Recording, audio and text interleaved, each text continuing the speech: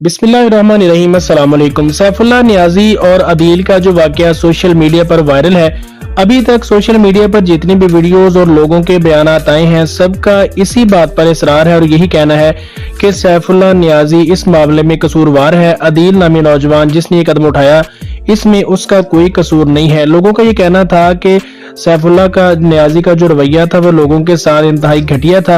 वो माँ बहन की गालियां देना शुरू कर देता था जो भी उसको मिलता था, और बस यही वजह बनी कि अदील ने भी तंग आकर गुस्से में आकर इंतहाई कदम उठाया और सैफुल्लाह नियाज़ी का काम तमाम कर दिया। अब दूसरी जानब अगर देखा जाए तो ये बात शायद कुछ अजीब भी लगती है कि सैफुल्लाह नियाज़ी इतना ही खर दिमाग था कि वो जो भी शख्स मिलता उसको माँ बहन की गालियां देना शुरू कर देता था।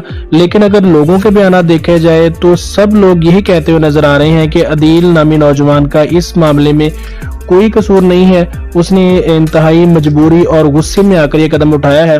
उनका ये कहना था कि सैफुल्लाह नियाज़ी का रवैया ही ऐसा था कि कोई भी शख्स इस तरह का कदम उठा सकता था। अब देखा जाए तो इतनी सर्विस और इतनी जिंदगी गुजारने के बाद भी अगर आपके मरने के बाद लोग इस तरह की बातें करें तो शायद ये आपके लिए कोई खुशकिस्मती की अलामत नहीं है।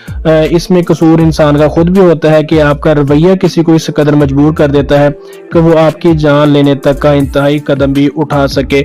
लेकिन अब देखना यह है कि आगे आगे जैसे टाइम गुजरेगा क्या तहकीकात आती हैं और क्या ये वाकया कोई नया मोड़ लेता है, या फिर जो लोगों का कहना था और अदील ने जो बयान दिया कि उसकी गालियां देने की वजह से मैंने गुस्से में आकर ये कदम उठाया है, क्या फिर यही हकीकत है? ये तो शायद आने वाला वक्त ही बता सकता है।